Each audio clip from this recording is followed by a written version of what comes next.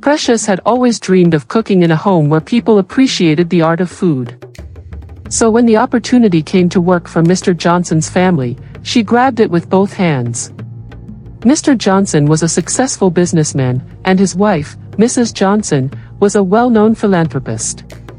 They had 2 sons, Maurice, the older one, who had just returned from studying abroad, and Kelvin, the younger one, who was studying in the city.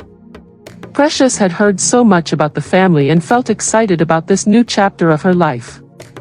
The Johnson family had just returned from a month-long trip to the United States to celebrate Christmas and the New Year. The air was thick with excitement when Precious stepped into their large, elegant home. The Christmas tree sparkled in the corner, and the aroma of fresh pine mixed with the scent of spices from the kitchen. It was the perfect time for her to make an impression. As she prepared dinner that evening, she noticed Maurice and Kelvin sitting at the dining table, chatting in low voices. Precious couldn't help but glance over at them. Maurice, tall with broad shoulders, exuded confidence. Kelvin, on the other hand, was more reserved, but there was something magnetic about him. His dark eyes and warm smile made her heart flutter without her even realizing it. "Precious, come join us for dinner," Mrs. Johnson called out from the table. Precious smiled, wiped her hands on her apron, and walked over, taking a seat near the family. "Your cooking smells amazing," Mr. Johnson said, giving her a nod of approval. "Thank you, sir," Precious replied, a slight blush rising on her cheeks. She wasn't used to receiving such compliments. As they ate, Maurice, with his usual charm, began telling stories about his travels in the States. But Precious could sense something different in the way he spoke. His words were filled with a certain mystery, a hint of arrogance that she didn't quite trust. "So, Maurice, any plans for the future?" Mr. Johnson asked, curious about his son's ambitions. "I'm thinking of moving back to the States to continue my business career," Maurice replied with a smile that didn't quite reach his eyes. Kelvin, who had been quiet up until that point, finally spoke. "Why not try something different? The world is changing." Maurice laughed lightly, but there was a tension in the air. Kelvin's comment seemed to have struck a chord with Maurice, who quickly changed the subject. Precious, sensing the rising tension, focused on her food. She had always preferred to stay out of family drama, but something about the atmosphere felt off. As the night wore on, the family talked about the upcoming New Year's party they were hosting, and Precious couldn't shake the feeling that something big was about to happen. The next few days were a blur of cooking and preparing for the party. Precious spent most of her time in the kitchen, but she couldn't help but notice the way Maurice and Kelvin looked at her whenever they thought she wasn't looking. There was something between them, something unspoken, that made her uncomfortable. Was it jealousy? Or was it something deeper? As the New Year's party drew closer, Precious found herself caught in the middle of a strange, growing tension between the 2 brothers. Maurice, ever the confident one, was charming and flirtatious whenever Precious was around. Kelvin, however, seemed more serious, his quiet demeanor hiding something she couldn't quite figure out. The way they both paid attention to her made her feel special, but also conflicted. Why were they both so interested in her? And then there was the secret, the one she had uncovered by accident. While organizing the family's private documents one evening, she found a letter. The letter wasn't addressed to anyone in particular, but the words were clear: Maurice wasn't the only one with big plans for the future. The letter hinted at a family secret, one that could change everything. As the party neared, Precious realized that the Johnson family wasn't as perfect as they seemed. Behind the smiles and the laughter was a hidden world of rivalry, secrets, and desires that none of them were willing to confront. The days leading up to the New Year's party were hectic.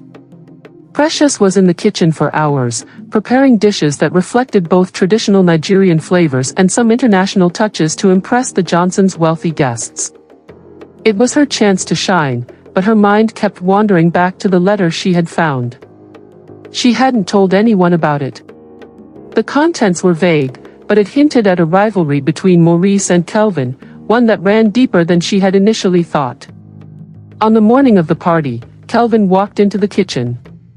He leaned against the counter, watching her as she kneaded dough for freshly baked bread. "You've been quiet lately," he said, his voice soft. Precious glanced at him. "Just busy. There's a lot to do."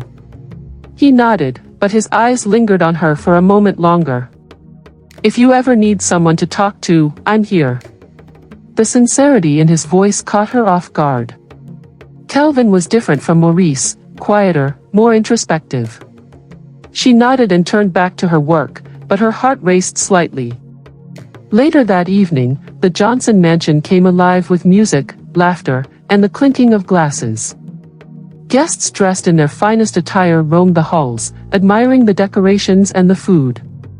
Precious stayed mostly in the background, ensuring that everything ran smoothly. But she couldn't help but notice Maurice, who was at the center of attention as always. He charmed everyone with his stories, his confident smile lighting up the room. At one point, Maurice approached her. "Precious, you've outdone yourself," he said, his gaze lingering on her longer than necessary. "This party wouldn't be half as good without you." "Thank you," she replied, feeling a little flustered. But before she could say anything else, Kelvin appeared. "Maurice, don't you think you should be entertaining the guests?" he said, his tone light but firm. Maurice smirked. "Of course. But I couldn't resist complimenting the person who made this night special."